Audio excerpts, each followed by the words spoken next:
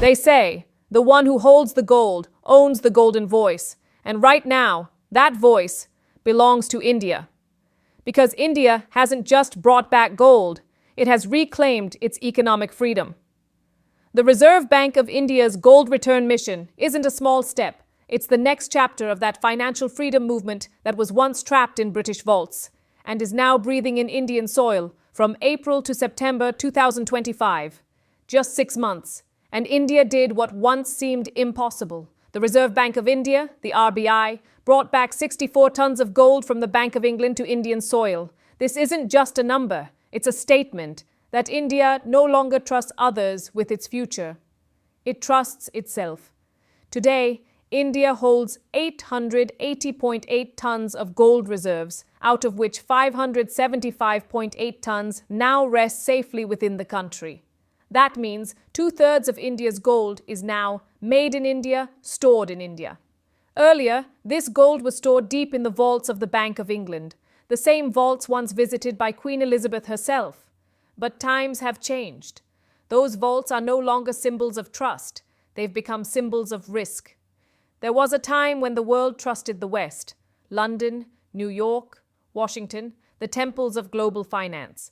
But when the West froze $300 billion of Russia's reserves overnight and blocked Afghanistan's gold and dollar assets too, the world learned a hard truth. If your gold isn't in your custody, it isn't yours. India learned that lesson well. It has already brought back 280 tons of gold, with just 290 tons still kept abroad. So why is RBI doing this now? Why this sudden move to bring the gold home? There are 3 big reasons, each one telling a new story of India's rise. In an age of wars and sanctions, from the Russia-Ukraine conflict to Middle East tensions, the world is no longer stable. Keeping your national wealth in foreign vaults is like inviting risk into your home. India decided, no more borrowed trust. From now on, only self-trust, self-security. Gold is no longer just a metal. It's the world's ultimate money protector. Today, RBI holds $102 billion worth of gold. Its share in India's foreign reserves has doubled from 6.5% to 14%.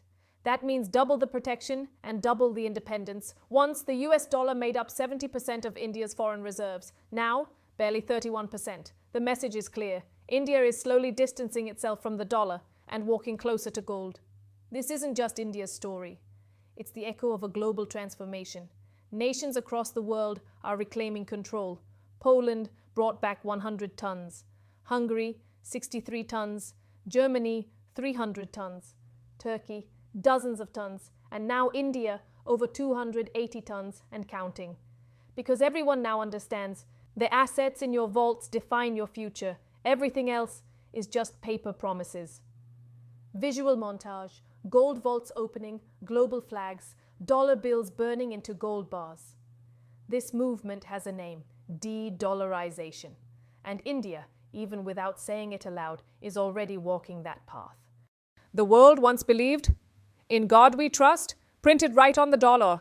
But now, many nations are saying, in gold we trust. BRICS nations, Brazil, Russia, India, China, South Africa, are building a new trading system that doesn't rely on the dollar. Saudi Riyal, Chinese Yuan, Russian Ruble, and Indian Rupee are slowly forming the new financial order, and right at the center stands India, the most balanced player of them all, not breaking away in haste, but moving with precision and strategy. That's what makes this an economic masterstroke. Nagpur, Mumbai, and soon New Delhi. Together, they form India's golden triangle of trust. These vaults don't just store gold, they store confidence. Every brick, every bar whispers the same line. India is no longer the guardian of someone else's vaults. It's the master of its own destiny. By 2027, India's gold reserves could cross 1,000 tons, making it not just a holder of gold, but a global gold power. This is a silent revolution. No weapons, no wars, yet its impact is louder than any bomb. While the US national debt crosses $35 trillion, India is building its strength not in printed paper, but in real gold. This shift isn't just financial, it's philosophical, because true freedom doesn't come from borrowing, it comes from believing, and India now believes in itself. Once the world called India the land of gold, the golden bird. Then that gold was taken, locked away, and forgotten. But history has a way of coming full circle. The golden bird has returned, but this time its wings are made of steel and self-reliance. Gold no longer just shines in jewelry. It shines in India's economic freedom. And soon, when every ounce of India's gold rests in Indian soil, it won't just be a reserve. It'll be a symbol of sovereign confidence. So next time you see gold shine, don't just think of ornaments. Think of India's strength. RBI's move says it loud and clear. Trust no longer lies in London's vaults. It lies in India's resolve. India's gold comeback reminds the world that real power doesn't lie in dollars or in data, but in the dust of the land where gold was born, the soil of India. This is not just a gold reserve, it's India's golden resolve. India's gold comeback. When the world counted dollars, India counted trust.